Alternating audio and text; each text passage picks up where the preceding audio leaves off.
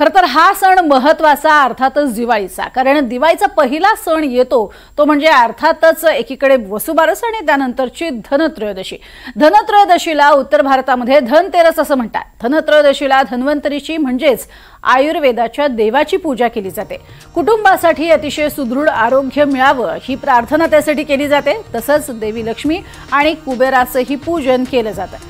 धार्मिक मान्यतेनुसार या देवांची पूजा केल्याने घरामध्ये सकारात्मक ऊर्जा वाढते आणि समृद्धी, संपत्ती, आरोग्य, आनंद मिळतो।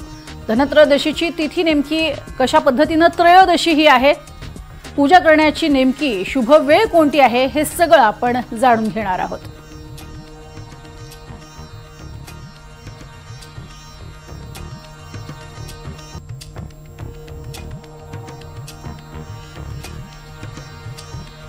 या संदर्भात अधिक माहिती घेणार आहोत। आपल्या सोबत आहेत ज्योतिषी नरेंद्र धारणे सर, तसंच वैद्य विक्रांत जाधव हे सुद्धा। आपल्या दोघांचं खूप मनापासून स्वागत। आणि सगळ्यात आधी आपल्याकडे नरेंद्र धारणे जे आहेत, जे ज्योतिषी आहेत, त्यांच्याकडे जाणार आहोत।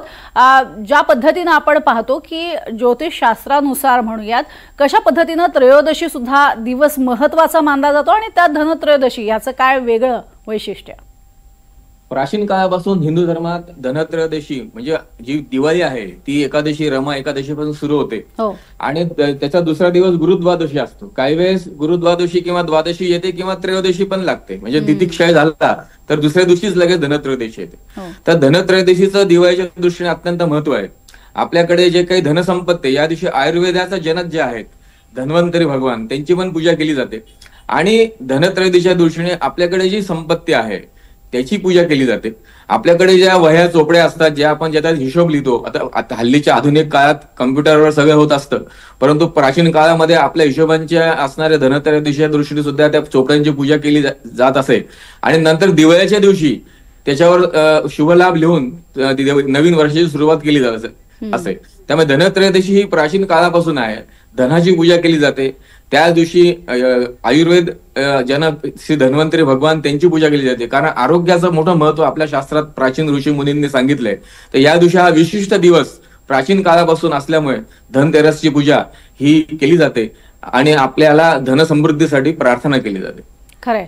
आणि तुम्ही म्हणताय तसं धनत्रयोदशीच्या दिवशी धनाची तर पूजा होतेच, पण त्याबरोबरीनं अर्थातच सरसलामत तो पगडी 50 म्हणजे धन जर साठवायचं असेल तर आधी आपलं शरीर शुद्ध असायला हवं, शरीर चांगलं असायला हवं। आणि त्या दृष्टीनं वैद्यक शास्त्रानुसार कशा पद्धतीनं धन्वंतरी देवतेची पूजा केली जाते हेही जाणून घेऊयात। विक्रांत जाधव सर आपल्या सोबत आहेत। विक्रांतजी, कशा पद्धतीनं धन्वंतरी पूजन होतं आणि त्यासाठी मोठ्या प्रमाणात यज्ञ याग केले जातात, मुळात धन्वंतरी पूजन या दिवशी करण्यामागचं प्रमुख कारण सांगाल? भगवान धन्वंतरी हे वैद्यकीय शास्त्राचं जनक आहे। म्हणजे जिथून समुद्र मंथनातून ज्या वेळेला जे 14 रत्न निघाले त्याच्यामध्ये एक रत्न आहे ते भगवान धन्वंतरी। आणि धन्वंतरींच्या चारी हातामध्ये शंख, चक्र, जलौका आणि अमृत दधघटकम, म्हणजे शंख हे शंखनाद करून वातावरणाची शुद्धी करणं, चक्र हे सर्जरीचं किंवा शल्यशास्त्राचं प्रतीक मानलं जातं, आणि त्याबरोबर शंखचक्र, जलौका, जळवा, तर जळवांचा विषय आहे की रक्ताचे व्याधीचे जळवांनी बरे करतात। आणि त्याबरोबरीने अमृत घट म्हणजे संपूर्ण वनस्पती आणि जेवढं भूतलावरती आहे त्याचा रस, असं ते घेऊन बाहेर आले। आणि ते बाहेर आले एवढ्यासाठी की सगळ्यांकडे आरोग्य द्यायचं। मग त्यांचा हा उगम दिवस म्हणजे भगवान धन्वंतरीचा दिवस। आणि समस्त वैद्यकशास्त्र जे आहे, म्हणजे कोणतंही असो, समस्त वैद्यकशास्त्र हे त्याच्यावरती अवलंबून आहे। कारण भगवान धन्वंतरीकडे हीच आम्ही प्रार्थना करतो की आम्हाला अशी बुद्धी दे की जेणेकरून आमचं हे शास्त्र जे तू दिलेलं आहेस ते आम्ही सातत्याने या भूलोकामध्ये आरोग्य देण्यासाठी वावरू। आणि त्याचमध्ये हे भगवान धन्वंतरीचा याग होतो आणि त्यानंतर धन्वंतरीचं पूजन। आणि पूजन वेगवेगळ्या पद्धतीने, पण आज जगामध्ये तुम्ही बघाल तर खूप ठिकाणी, म्हणजे अमेरिकापासून सगळीकडे भगवान धन्वंतरीचं पूजन करताना आपल्याला दिसतं। आणि या दिवशी एक विशिष्ट पद्धतीचं आहे भगवान धन्वंतरीचं पूजन, कुबेराचं पूजन। पण त्या दिवशी एक प्रसाद पण वेगळा असतो।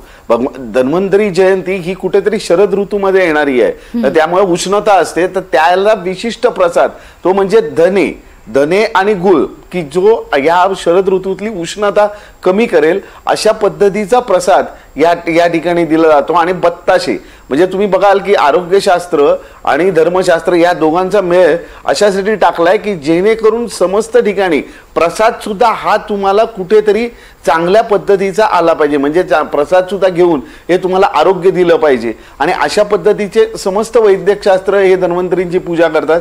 धनत्रयोदशी हा मला असं वाटतं की वैद्यकशास्त्राच्या दृष्टीने खूप मोठा दिवस आहे, कारण त्या दिवशी सगळे खूप आनंदी असतात, म्हणजे घरचा आपल्या देवतेचा वाढदिवस असं तुम्ही समजा. म्हणजे त्यावेळेला फक्त अजूनही एक प्रथा चांगली आहे की आपण सगळेजण धन्वंतरीचं पूजन करून त्यांना वाढदिवस देतो, हॅपी बर्थडे देत नाही. अगदी खरंय. आणि त्यामुळेच हा धनत्रयोदशीचा दिवस म्हणजेच धनतेरस ज्याला म्हटलं जातं, तो केवळ धन वाढवणारा नाहीये, तर आरोग्यरूपी धन सुद्धा चांगल्या पद्धतीनं जपा हे सांगणारा हा असा आजचा दिवस आहे.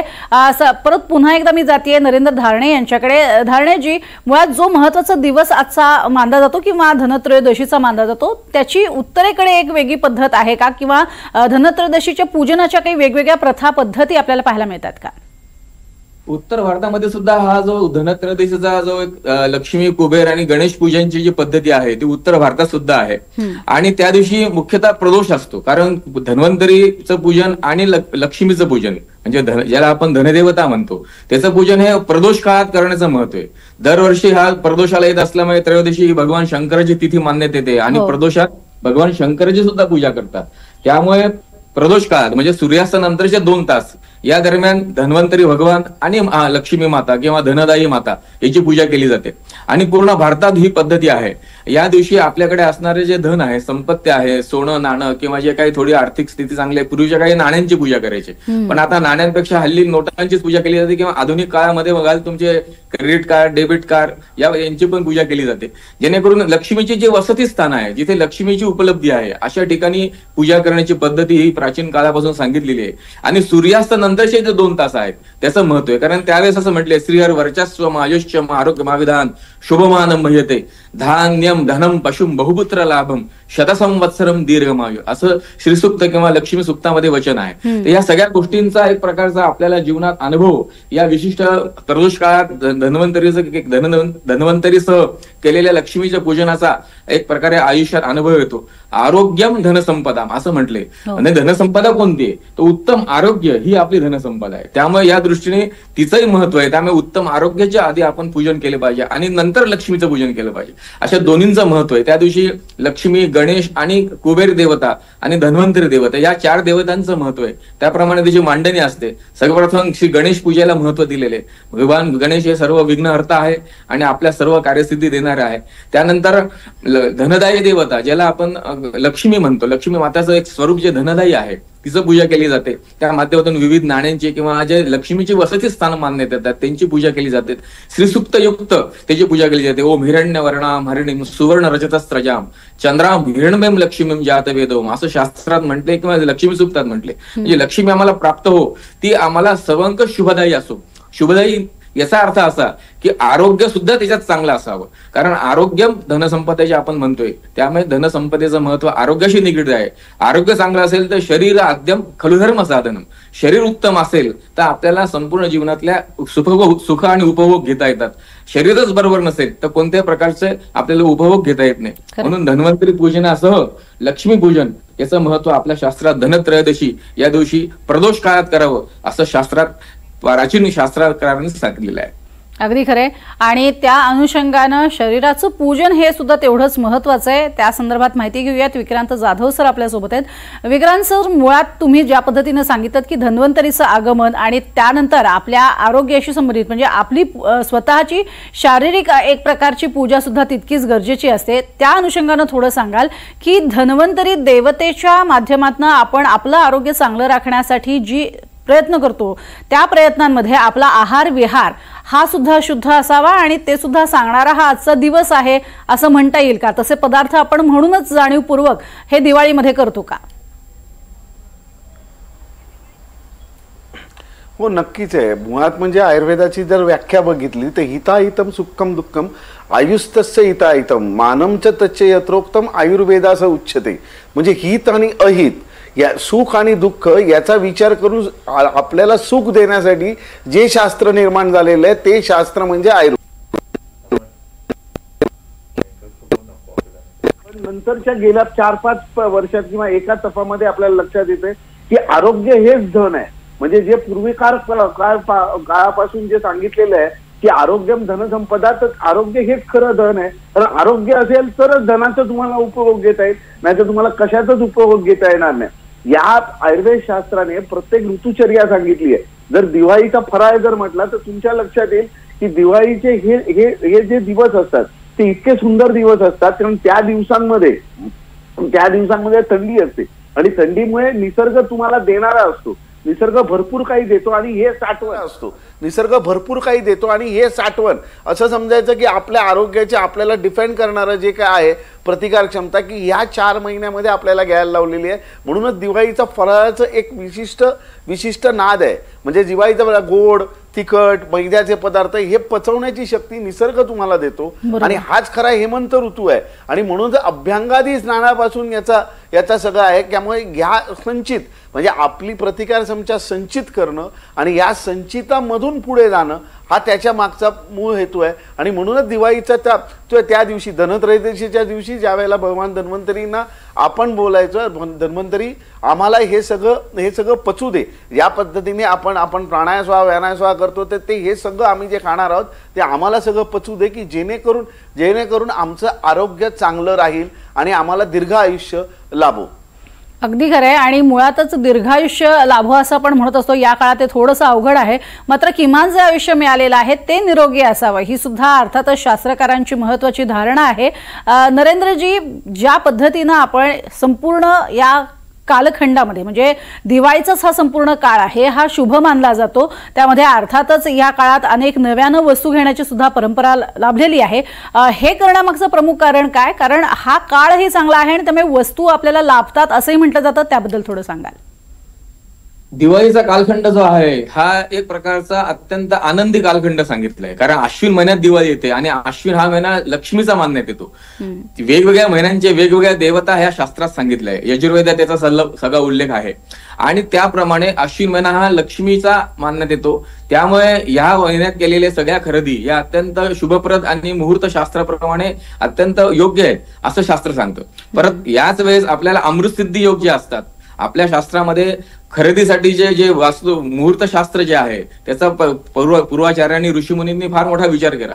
जे विशिष्ट मुहूर्तावर जर आपण एखादी वस्तू घेतली तर त्याचे अत्यंत शुभ परिणाम आपल्या जीवनावर हे कायमस्वरूपी होतात असं शास्त्र सांगतं. त्या दृष्टिकोनातून इदम मे ब्रह्मचक्षत्रांचोबेश यजुर्वेद असं सांगतो. यजुर्वेदाचा 32वा अध्याय आहे, त्याच्यात याच्याविषयी वर्णन आहे. इदम मे ब्रह्मचर्चक्ष श्रेयवेशधाम मयी देवा दधतु श्रियमुत्तमान तस्यैते स्वाहा. म्हणजे आम्ही ज्या काय वस्तू खरेदी करू त्या आम्हाला शुभंकर हो, कोणत्याही प्रकारच्या दुर्घटना किंवा कोणत्याही गोष्टी अशुभत्व आमच्यापासून दूर हो असं शास्त्र हे प्राचीन शास्त्रात त्याचा उल्लेख आहे. म्हणून मुहूर्त शास्त्राला प्राचीन ऋषीमुनीने अत्यंत महत्व दिलं. आणि अमृत सिद्धी योग जे असतात ज्या दिवशी केलेली खरेदी ही अत्यंत शुभप्रद आणि कायम लाईफ लॉंग टिकणारी असते किंवा त्याचे अत्यंत शुभ परिणाम आपल्या जीवनावर होतात. कोणत्याही प्रकारचे अपघातादी भय हे जीवनात होत नाही म्हणून वाहन खरेदीला महत्व दिले. त्याचप्रमाणे आपण केलेली वस्तूची खरेदी ही वृद्धी होतो म्हणून सोनं खरेदीला महत्व दिले. का सोनं आपण या विशिष्ट दिवाळीच्या कालखंडात घेतलं तर त्याप्रमाणे त्याची कायम वृद्धी होते. कारण लक्ष्मीचं स्वरूपच सुवर्ण आहे. हिरण्यवर्णाम हरिणीम सुवर्ण रजतस्त्रजा म्हणजे लक्ष्मी सुवर्णासारखी दिसते असं शास्त्र सांगतं. त्यामुळे तिची खरेदी आपल्या घरात आणणं म्हणजे थोडक्यात लक्ष्मीला आपल्याकडून खरेदी करून आणणं हे आपल्या घरात दिगंत लक्ष्मी कायम पिढ्यानपिढ्या टिकेल हा उद्देश शास्त्रकारांनी सांगितला. आपण सोन्या खरेदीला दिवाळीमध्ये महत्व आहे. वाहनादी भय राहू नये म्हणून वाहन खरेदीला महत्व आहे. अशा प्रकारचे घरातल्या ज्या इतर वस्तू असतात आजकाल इलेक्ट्रॉनिक्स उपकरणं असतात, जे काही घरात वेगवेगळ्या वस्तू असतात, मोबाईल खरेदी असते, जे जीवनासाठी आवश्यक गोष्टी आहेत त्याची खरेदीचा उद्देशच हा आहे की ते चिरंतन टिकावं, त्याचे अत्यंत शुभ परिणाम जीवनावर मिळावे आणि लक्ष्मीची असणारी कृपा वरदहस्त आपल्यावर असावा. आणि त्यामुळे त्याचं महत्व खरेदीचं हे दिवाळी कालखंडात आहे आणि त्यामुळे त्याचा उल्लेख हा यजुर्वेदात येतो आणि त्यामुळे त्याचं महत्व कायम शास्त्रकारांनी सांगितले. अगदी, आणि तुम्ही म्हणताय तसं मुळातच हा जो काळ आहे तो काळ शुभ आहे, त्याचे परिणाम आपल्यावरती, आपल्या शरीरावरती आणि प्रियजनांवरती शुभ होत असतात। याचबद्दल विक्रांत सर तुमच्याकडनं जाणून घ्यायचंय की हा काळ जसा शास्त्रानुसार, ज्योतिषशास्त्रानुसार शुभ मानला जातो, तसा इथून पुढचा काळ हा तुमच्या वैद्यकशास्त्रानुसार सुद्धा महत्त्वाचा मानला जातो, कारण ह्या काळात खाण्याच्या बाबतीतली बंधने जी आहेत ती फारशी पाळली जात नाहीत, कारण जसा तुम्ही हेमंत ऋतूचा उल्लेख केलेला आहे त्याबद्दल थोडं सांगाल की जेणेयोगे लोकांनी कशा पद्धतीने खानपानाच्या सवयी या हळूहळू बदलाव्यात, हे सुद्धा संकेत आपल्याला आयुर्वेद आणि अर्थातच आपला निसर्ग सुद्धा देत असतो।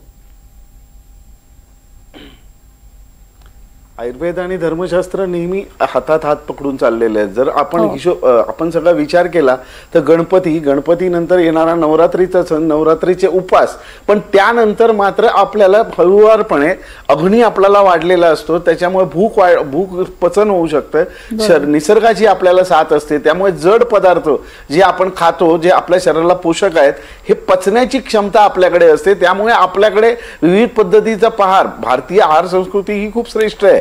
त्यामुळे तुम्ही जर लक्षात घ्याल तर वाटेल लोकांना, पण आहार पद्धती, जर आहारशास्त्र बघितलं 2000 वर्षापूर्वीच्या ग्रंथांमध्ये सुद्धा चकली, अनारसे यांचा उल्लेख केलेला आहे। म्हणजे त्याच्यातला कित्येक उल्लेख कदाचित आज जगामध्ये जितके पदार्थ आहेत त्याच्यामधला उल्लेख त्या आहारशास्त्रामध्ये आहे। आणि त्यामध्ये या ऋतूमध्ये काय खावं, हेमंतादी ऋतू हे शरीराला तुम्हाला देणार आहे, अग्नी असला तरच तुम्हाला देतो, आणि त्यामुळे हा तुम्हाला देतो आणि तुमचं शरीर स्थित करतो, तुम्हाला आरोग्य देतो। त्यामुळे इकडे जड पदार्थ आपण घेतले की ते पचण्याची क्षमता असते, म्हणूनच दिवाळीच्या फराळामध्ये या सगळ्या गोष्टींचा तुम्हाला अंतर्भाव दिसतो। म्हणूनच गोड मिठाई म्हणजे मधुर रस, आज ठीक आहे, आज मधुर रसामुळे खूपसे व्याधी झालेले, पण तरी सुद्धा हा गोड त्या वेळेला खाऊन व्यायाम भरपूर करावा।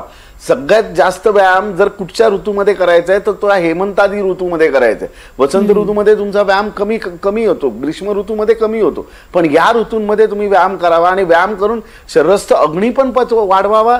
त्याचबरोबर तुम्ही खाल्लेले हे जे आहे हे आपल्या शरीराला पचेल, आणि त्यामुळे शरीराचे सप्तधातू जे आहे, रस, रक्त, मांस, मेद, अस्थि, मज्जा, शुक्र, हे सप्तधातू तुम्हाला आणखी द्विगुणित करतील, की जेणेकरून इतर ऋतूंमध्ये तुमच्या शरीराचं आरोग्य, हे सप्तधातू उत्तम निर्माण झालेले धातू हे तुमचं आरोग्य स्थित करेल। हा सगळा विषय हा आयुर्वेद शास्त्राने आणि धर्मशास्त्राने हातात हात घेऊन विविध पद्धतीचा केलेला आहे, आणि त्या अनुसारच सगळे आपले जेवढ्या ऋतूंमध्ये येणारे इव्हन प्रसाद आहेत किंवा जे काय आहेत ते याच्याशीच निगडीत आहेत, की काय करावं, काय खाऊ नये। म्हणजे आज इकडे हेमंतादी ऋतूमध्ये आज सगळ्यात मोठी गरज आणखी लागते, ती बऱ्याच वेळेला थंडीचा त्रास होतो, तर गरम पाणी आपल्याकडे घेण्याची प्रथा आहे। उषप्पान ही प्रथा सांगितलेली आहे, पण उषप्पान हे फक्त 50 ml घ्यायचे, पण जेवणानंतर गरम पाणी आणि दिवसभर गरम पाणी, जेणेकरून तुमचा वाताचा जो दुष्परिणाम आहे तो तुम्हाला कमी करता येतो। तर ह्या संदर्भातलं असं सगळं विवेचन एक उत्तम पद्धतीने दिलेलं आहे, आणि टप्प्याटप्प्याने आपला अग्नी जसा वाढेल तसं जड पदार्थ आपण खायला वाढवले पाहिजे, हा त्याच्या मागचा हेतू आहे। अगदी, हा सगळ्यात महत्त्वाचा भाग आहे की हाच जो काळ आहे की ज्याच्यामध्ये तुमची पथ्य थोडीशी बाजूला ठेवली तरी सुद्धा चालू शकतात, कारण तुमचं अन्नपचन जे आहे ते या काळामध्ये खूप चांगल्या पद्धतीनं होऊ शकतं, कारण अर्थातच ऋतुमानातला बदल आहे। आता ज्योतिषी नरेंद्र धारणे जे आहेत त्यांच्याकडे जाणार आहोत। नरेंद्रजी, जसं तुम्ही उत्तरेतली पद्धत सांगितली तशीच दक्षिणेतली सुद्धा एक वेगळी विशिष्ट पद्धती आहे, आणि त्या पद्धतीनुसार ते खानपान हे करणं हे अतिशय अगत्याचं मानलं जातं। तसंच आपण जर बघितलं की जसं वैद्यकशास्त्र आणि ज्योतिषशास्त्र किंवा धर्मशास्त्र एकमेकांच्या हातात हात घालून चालणारे आहेत, या अनुषंगानं कोणत्या वनस्पतींचा वापर हा दोन्ही ठिकाणी अतिशय गरजेचा आहे आणि जो या काळामध्ये केला जातो? आता साऊथ इंडियामध्ये, दक्षिण भारतामध्ये अमावस्या तिथीला फार महत्व देतात, आणि त्यांना त्यांच्या दृष्टिकोनातून धनतेरसला ते पूजा करतातच, परंतु त्यांच्या दृष्टीने अमावस्या तिथीची पूजेचे जे लक्ष्मी पूजन आहे ते अत्यंत महत्वाचं मानतात साऊथ इंडियामध्ये, दक्षिण भारतामध्ये। आणि धन्वंतरी भगवान हे वनस्पती आधियुक्त आहे, कारण संपूर्ण शास्त्र जे आहे वनस्पतींवर आधारित आहे। औषध शास्त्र जे आहे याचा मूळ गाभा हे वनस्पती आहे, कारण प्राचीन शास्त्रात त्याचा उल्लेख आहे। अगदी रामायण काळापासून सुद्धा लक्ष्मणाला जेव्हा ती विद्या लागली होती आणि त्यासाठी भगवान हनुमंताने हिमालयातून तो द्रोणगिरी पर्वत आणला, तो कशासाठी आणला? त्याच्यात वेगवेगळ्या प्रकारचे वनस्पती होते। तर वनस्पती हे प्राचीन शास्त्र आहे, ज्यामुळे मनुष्य जीवन हे आरोग्याच्या दृष्टिकोनातून अधिकाधिक चांगलं होतं, आणि वनस्पतींच्या असणाऱ्या वेगवेगळ्या विविध प्रकारच्या वनस्पती ज्या आहेत त्या आपलं शरीर किंवा आरोग्य हे उत्तम ठेवण्यास मदत करतात।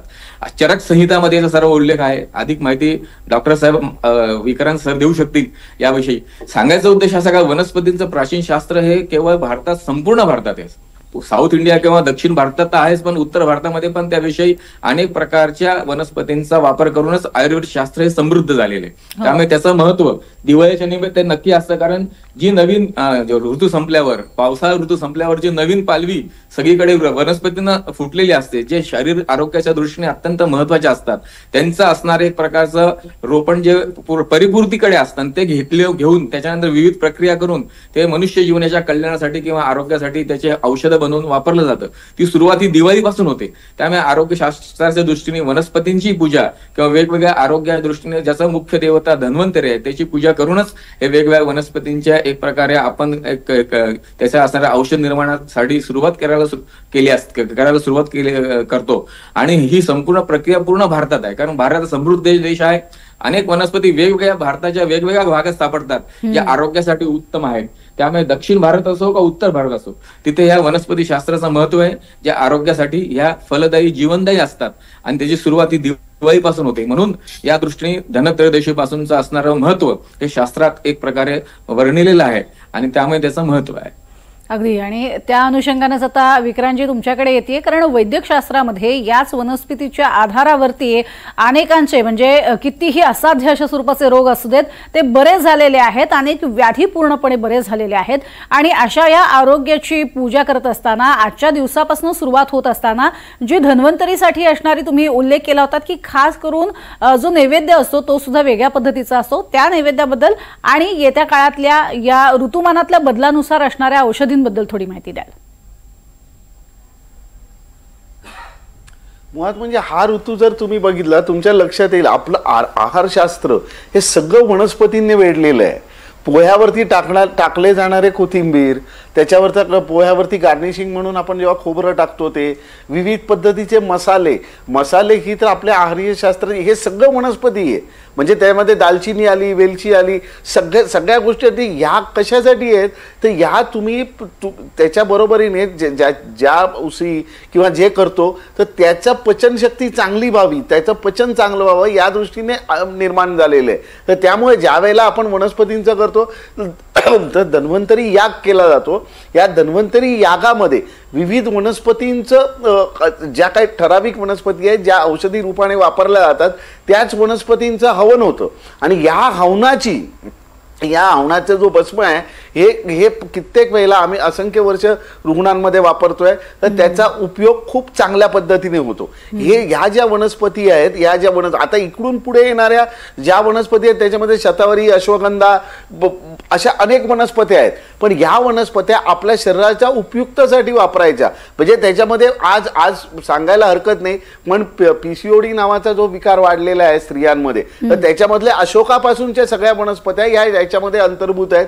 आणि या धन्वंतरीने अभिप्रेत केलेले आहेत। ज्या वेळेला अमृत घटक किंवा धन्वंतरीचं चित्र बघतो त्यावेळेला अमृतावरती तुम्हाला वनस्पती दिसतील, तर या वनस्पती त्याच्याच आहेत की वनस्पतीपासून निर्माण झालेलं आणि या वनस्पतींना प्रभावित करून म्हणजे विविध पद्धतीचे खल करून या वनस्पतींचा वापर करून जी औषधं तयार होतात आणि त्याच औषधांचा वापर आयुर्वेद शास्त्राने रुग्णहितासाठी किंवा त्यांच्या आरोग्यासाठी केलेला आहे। म्हणजे आज आपण जर बघितलं तर वनस्पती आता भारतामध्ये मिळणाऱ्या खूपशा वनस्पती आहेत की ज्याला आता हर्बल म्हटलं जातं, पण हर्बलपेक्षा मूळ जे आहे ते आयुर्वेद शास्त्रातील वनस्पती शास्त्र ज्याला आपण द्रव्यगुण शास्त्र म्हणतो। आयुर्वेद शास्त्राने एक भावप्रकाश संहिता केवळ वनस्पतींवरती आहे। म्हणजे त्याच्यातल्या वनस्पत्या कदाचित आज आपल्याला आपल्या निसर्गामध्ये त्याचं लॅटिन नेम सापडावायला पण लागेल अशा वनस्पती आहेत, पण त्या वनस्पत्यांचा वापर आपल्या विविध औषधांमध्ये केलेला आहे आणि ह्याच्यासाठी आज संपूर्ण विश्व त्याच्या मागे लागलेलं आहे की ज्याला आपण हर्बल म्हणू, की याच्यामधले इन्ग्रेडियंट काय आहेत किंवा काय गोष्टी आणि ह्याचं सगळं समावलोकन हे आयुर्वेद शास्त्राने दिलेलं आहे। ज्यावेळेला साधं तुम्हाला सांगतो आल्याचा वापर आता जास्त करायला पाहिजे, दालचिनीचा वापर जास्त करायला पाहिजे, वेलचीचा वापर जास्त करायला पाहिजे, हे पचनशक्तीसाठी आहे। पण आलं आता हे करत असताना आलं टाकून जेव्हा आपण चहा करतो त्यावेळेला उकळलं तर त्याच्यातलं जिंजरऑल उडून जातं, आल्याचा स्वाद चहाला येतो. पण अशा पद्धतीचं सगळं लिखाण हे आयुर्वेद शास्त्राने केलेलं आहे की कसं कुठे टाकायचं, पहिली फोडणी का द्यायची, फोडणी नंतर काही गोष्टींना द्यायची, याला कुठेतरी कार्यकारण भाव आहे. आणि हा सगळा कार्यकारण भाव ज्या वेळेला धन्वंतरीने आयुर्वेद आणला त्याच्यातला हा कार्यकारण भाव आपल्याला दिसून येतो. आणि म्हणूनच हा सगळा म्हणजे मी ज्या वेळेलापासून आयुर्वेद शिकायला लागलो तेव्हापासून याला आरोग्य उत्सव म्हणतो. म्हणजे दिवाळीपासून सुरू होणारा जो सण आहे, तर दिवाळी सण तर झाला, धन आहे, पण आरोग्य उत्सव, दिस इज आरोग्य उत्सव. एक 4-5 महिने हा आरोग्याचा उत्सव आहे. तुम्ही खा प्या, व्यवस्थित व्यायाम करा आणि आपलं आरोग्य टिकवा. अगदी खरं आहे. आणि मुळातच आपले सगळे सण व्यवहार हे केवळ तिथी आणि शास्त्राला अनुसरून आहेत असं नाही, तर त्या अनुषंगानंच आपल्या आहारामध्ये असणारे बदल, आपल्या आरोग्याशी संबंधित असणारे असे हे सगळे सणवार आहेत. हे सांगणारा खरं तर हा धनत्रयोदशी दिवस आहे असं म्हणायला हवं, किंवा आपले पुढचे सगळे सण जे आहेत ते त्याच अनुषंगानं आलेले आहेत. खूप खूप धन्यवाद नरेंद्रजी आणि विक्रांतजी आमच्याशी बोललात त्यासाठी.